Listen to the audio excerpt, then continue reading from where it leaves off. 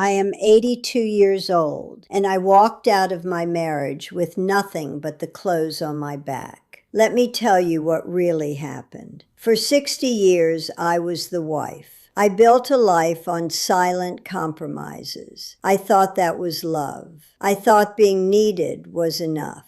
Now I am aging alone, and let me be clear, this is not healthy aging. This is the cost of a lifetime of emotional disconnection. The world saw a perfect marriage after 60. They saw the big house, the retirement security. They didn't see the loneliness. They didn't see the grief after loss that wasn't for the man, but for myself. I lived with a growing apart so slow I barely felt it. I made a critical retirement mistake. I confused financial security with freedom. My estate planning was a trap. I am here to tell you about the regret, the wasted years, and the moment I finally chose my own mental health over a gilded cage. Stay with me. You need to hear this. My name was Eleanor Vance. My husband Robert was a cardiologist, a brilliant man. Our life was a performance. I was the scenery. Our Boston townhouse was a museum, all antiques and quiet. I curated it. I maintained the perfect image. I hosted the dinner parties. I wore the clothes he approved of. I spoke when spoken to. I thought my quiet dignity was peace. It was not peace. It was silence. And silence is a poison.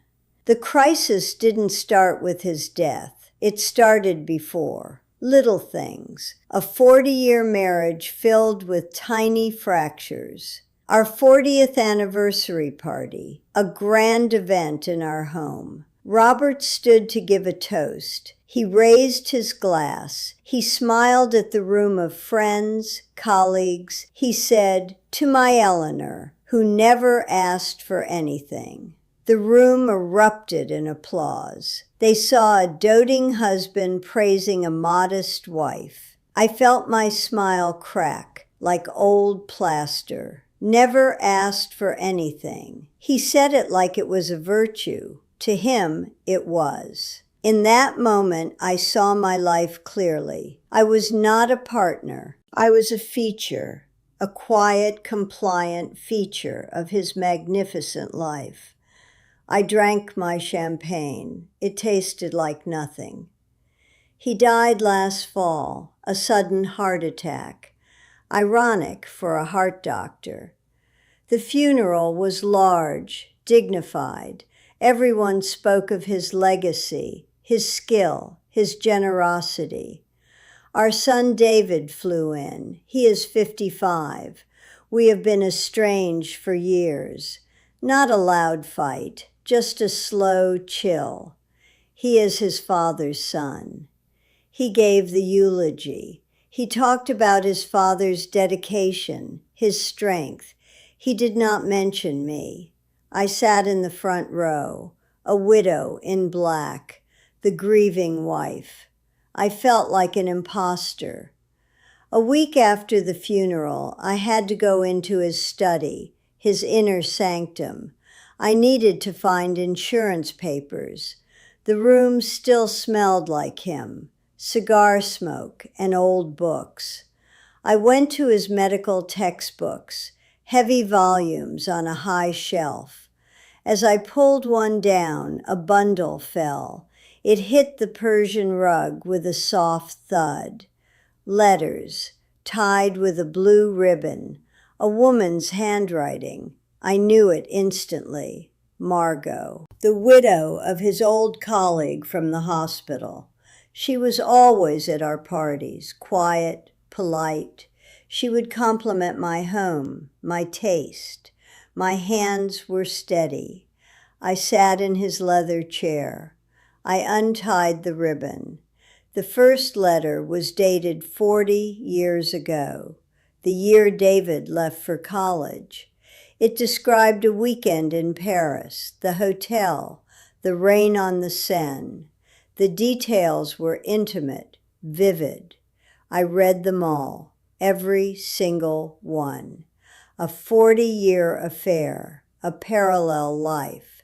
The letters spoke of love, of stolen moments, of a future they dreamed of. Robert wrote back to her. She kept his letters too. Theirs was the great romance. I was the custodian, the housekeeper of their secret. I sat there for hours. The light in the room faded. I did not cry. I felt cold, a deep, marrow cold. The life I thought was my foundation was rotten wood. I confronted David. He was still in town, handling things. I showed him one letter, just one. I needed him to see, to understand the man his father was. We stood in that same study. His face hardened. He took the letter. He glanced at it. He handed it back. His voice was flat, cold. He provided everything for you, Mother. A beautiful home, a respected name, financial security. Can't you just let him rest? Don't be hysterical. Hysterical. The word hung in the air. It was his father's word. I looked at my son. I saw a stranger, a trustee of my husband's lies. In that moment, I lost him too. The estrangement was complete. He was not my ally. He was the executor of my cage. Then came the lawyer, Mr. Henderson, a man with a perfectly knotted tie and empty eyes. We met in his office, polished mahogany, thick carpet. He slid the will across the desk. His voice was a monotone. He pointed to Clause 7B. The home and its contents are bequeathed to you, Eleanor. However, the liquid assets, investments, and securities are placed in a trust. The trust is controlled by your son, David. This is to ensure Mother's stability and prudent management in her later years. He kept saying stability. I heard control. I heard infantilize. I looked at the document, Robert's signature, bold and final. David was to dole out an allowance for my needs. I would have to ask my son for money to buy a new coat, to fix the roof, to live. The townhouse was mine, but it was a museum. I was its last living exhibit. I would be a dependent in my own life, a pensioner in my own gilded prison. I left the lawyer's office. The autumn air was sharp. I walked for miles, through Boston Common, past the shops. I saw my reflection in windows, an old woman in a good wool coat. I looked like I had everything. I had nothing, nothing that was truly mine. Every object in my life was chosen by Robert, or bought with his money, or approved by his taste. My identity was a ghost, a reflection of his needs. I had no stake in my own life. I had been too afraid to demand one. I went home. The grand foyer felt like a tomb, marble floors echoing. I went upstairs. I took my best suitcase. I opened my closet. Rows of clothes, elegant, appropriate. I started to pack, a dress, a blouse, then I stopped. I looked at the silk, the cashmere, all chosen for the wife of Robert Vance. I carried the suitcase downstairs. I set it in the middle of the foyer. I opened it. I took out the dress. I laid it on the marble. Then the blouse, the skirts, the shoes. I emptied it all. I made a heap of that elegant life. I left it there, a pile of fabric and memory. I put on my coat. My purse had my wallet, a little cash, my Metro card. That was it. I walked out. I did not look back. I went to South Station. The noise was a shock. People rushing, lives in motion. I bought a one-way train ticket with the last of my cash. I didn't know where I was going. I just knew I was leaving. I swiped my Metro card at the gate. The weight of my wool coat was the only certainty. As the train pulled out, I watched the city pass. The brownstones blurred. Then I saw it. Our street. Our townhouse. It got smaller and smaller. A perfect, distant dollhouse. Then it was gone. I am in a small apartment now. It is quiet, but it is my quiet. I have a chair, a bed, a kettle. I have peace. Not the false peace of silence, the hard-won peace of self-possession. I have no money. I have little. But I have my name, Eleanor. Not Mrs. Vance, just Eleanor. Here is what I learned. Compromise is the mortar of a partnership, but silence is the poison that erodes the self. You cannot claim a life you were too afraid to demand a stake in. I spent 60 years believing that being needed was being loved. It is not. Love does not require your disappearance. My regret is deep. It is for the wasted years. But my freedom is real. It is sometimes measured not by what you gain, but by what you finally, courageously choose to leave behind. Do not mistake a gilded cage for a home. Do not wait until you are 82 to walk out the door. I am standing at the window of a rented room. The world outside doesn't know my name. 60 years, all I have is this wool coat. To understand why I left, you have to see the cage. My name was Eleanor Vance, wife of Dr. Robert Vance. Our Boston townhouse was a stage. My job was supporting actress. Pick the right wine, arrange the perfect flowers, wear the clothes he approved. I was the quiet hum in his brilliant symphony. I performed so well, I forgot it was a performance. Our 40th anniversary party, Robert raised his glass. His voice boomed. "To my Eleanor," he said, who never asked for anything. The room applauded. I smiled. My face ached. In that moment, I felt a crack inside me. He was praising my silence. They were celebrating my emptiness. That crack stayed, a silent fault line. The compromises started small. A painting I hated. A friend he found unseemly. A career in art history I gave up. Each time I swallowed my words. I told myself it was for peace, for our marriage, for our son David. The mortar of my life was made of those unspoken words. They hardened around me. Then Robert died. The silence began to crumble. A week after the funeral, I was in his study. I needed a medical book for the lawyer. Behind his big textbooks, I found a metal box. It was locked. The key was in his desk drawer. My hand shook. Inside, I found bank statements for an account I never knew, and letters, dozens, tied with a blue ribbon. Margot's handwriting. She was the widow of his old colleague. The letters talked about a weekend in Paris, the year David left for college, a 40-year affair. I sat on the floor.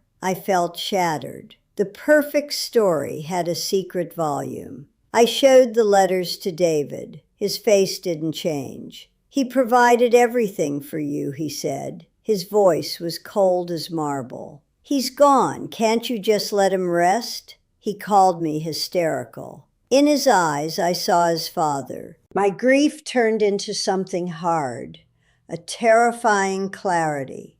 I was completely alone. Then came the will. The lawyer read it. The house and its contents were mine. But Robert's money, the investments, everything that meant freedom went into a trust for mother's care and stability, it said. David was the trustee. I was a tenant in my own life, a preserved relic. The cage had gold bars. I sat in the lawyer's office. Mr. Henderson slid the paper across his desk. He tapped a clause with his finger. His voice was flat. He explained the conditions. Any big spending needed David's approval for my protection. I looked from his indifferent face to the polished mahogany walls. This was the design all along. I was to be a quiet, funded widow. A footnote. I left his office. A wild plan began to form in my mind. Back in the foyer, the suitcase was still by the door. I looked at it. I had to be smart. A wild plan is no plan at all. I needed money. I went back to the study. I opened the metal box again. The secret bank statements. There was a checkbook. The checks were in his name, Robert Vance, M.D. I couldn't use those, but I found a deposit slip. The account was at a different bank, one downtown. I took the slip. Maybe I could go there. Maybe I could prove I was his wife. But then I thought, what if David already knows about this account? What if he's watching? I felt like a thief in my own house. I put the slip in my pocket. I walked to the kitchen. My hands were shaking. I made a cup of tea, but I didn't drink it. I just stared at the wall. I had to think. The house was so quiet. It was the quiet of being watched by all his things, by his portrait in the hall. I couldn't stay here. I called the only friend I thought I had left, Susan. We'd known each other for 40 years. I told her I'd found the letters. There was a long silence on the phone.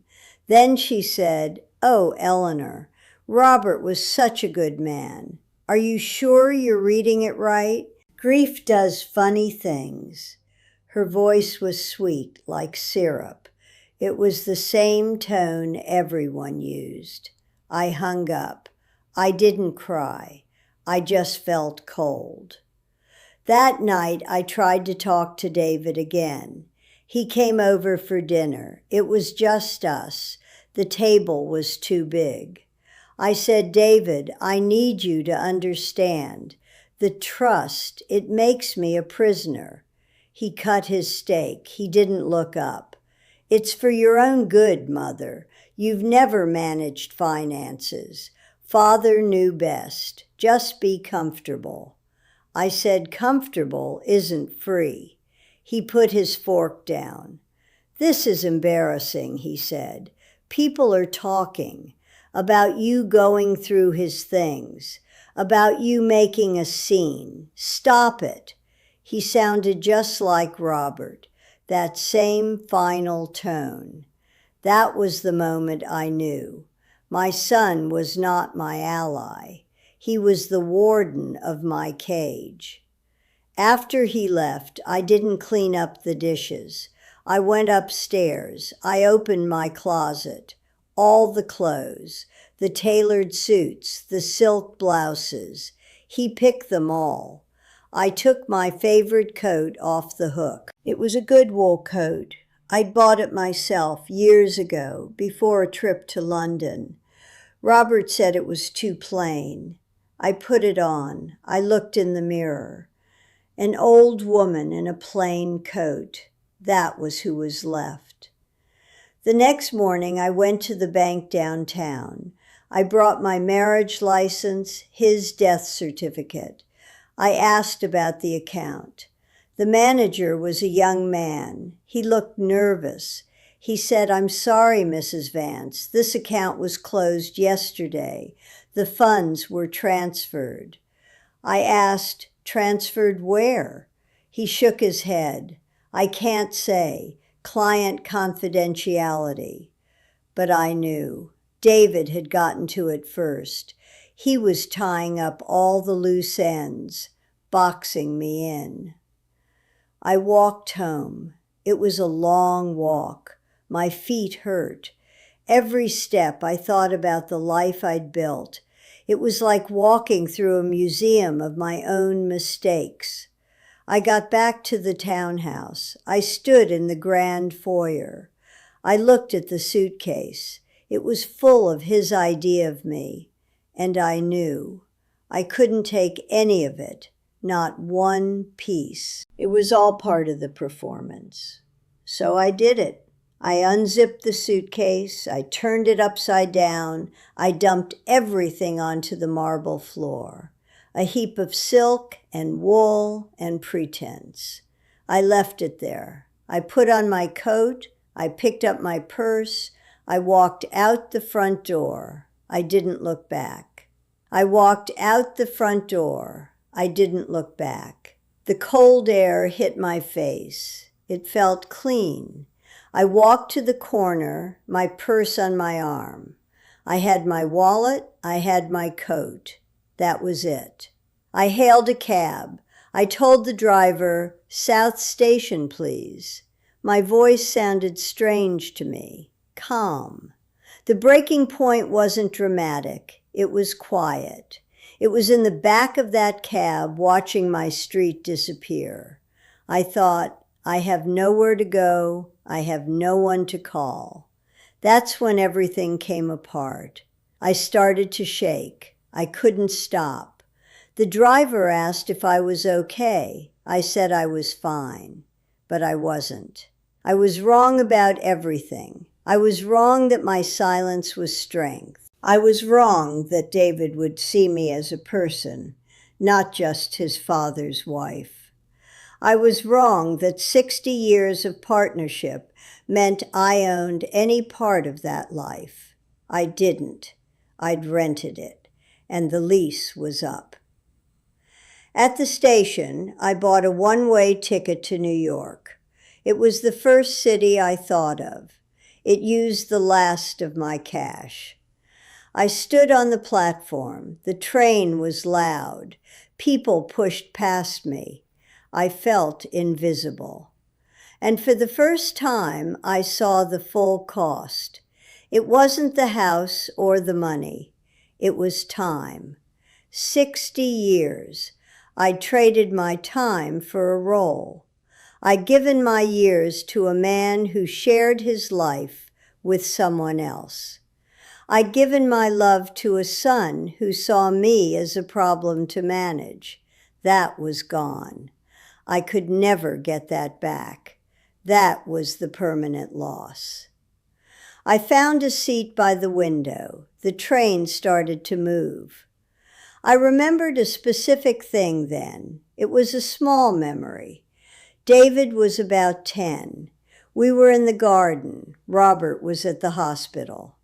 David found a robin with a broken wing. He was crying. He brought it to me. I said, "We'll fix him." We made a little splint out of a popsicle stick.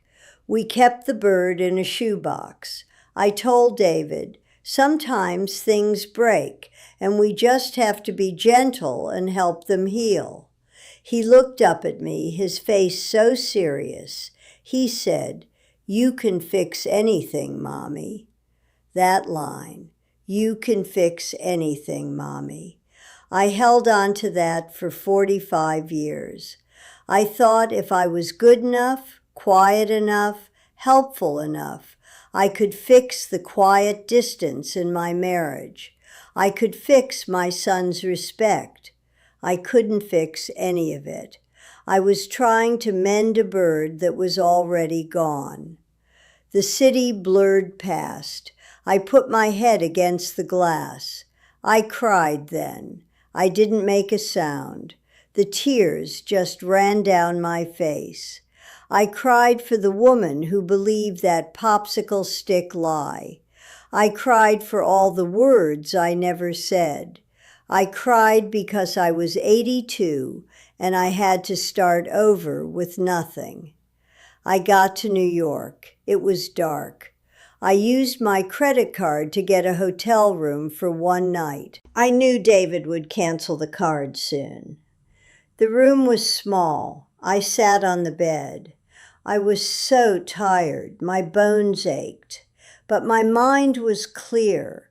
For the first time, I accepted one true thing. I said it out loud to the empty room. It's over. That was all. It's over. That was the first crack of understanding. Not a lesson, not a plan, just a fact. The life I knew was finished. I had no idea what came next. The silence in that room was mine. It wasn't his. I turned off the light. I lay down in my coat. I waited for morning. I waited for morning. And when it came, that pale light through the cheap hotel blinds, I understood something. The shaking had stopped. The clarity wasn't terrifying anymore. It was just fact. Here's what I learned lying there in my coat. I was wrong about what love required. I thought it required my silence. I thought love was making yourself small so someone else could be large. I thought it was swallowing your own color so his portrait could be brighter. That's not love. That's being an accessory. Love, real partnership, it needs two voices.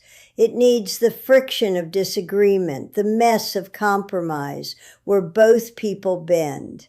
My mistake was thinking my only value was in how little I needed. Robert praised me for never asking for anything, and I wore that like a medal. But a medal for what? For starvation? He was praising my hunger, and I let him. That's the lesson, woven through every memory I've told you. The painting I hated, the friend I let go, the career I abandoned. Each one was a brick in a wall I thought was protecting us. It was just caging me. And the affair, the letters, that was just the proof. He had a whole other life where he was probably a different man, because I'd only ever agreed to be his echo. You cannot claim a life you were too afraid to demand a stake in. I spent 60 years as a tenant in my own marriage, and when the lease was up, I had no equity. Nothing was in my name. Not the money, not the respect, not even my son's loyalty.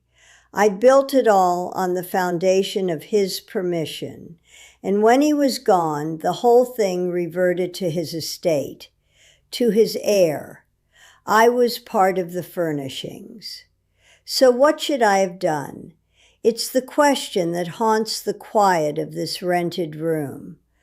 I should have asked for things that seem small. I should have said, I hate that painting. It feels cold. Let's pick one together. I should have said, Susan is my friend, and I'm having lunch with her.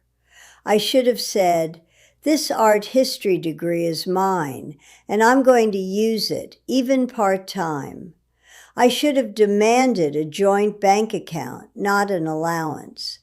I should have insisted my name be on things, not because I was greedy, but because I was present, because I was building it too.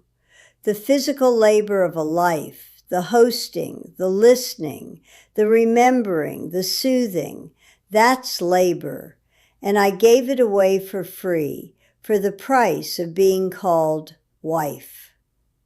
I bought the title and sold the deed. If this story, my confession, has echoed something in your own life, then don't let it just echo. Do something with that sound. Subscribe to this channel. Turn on the notifications.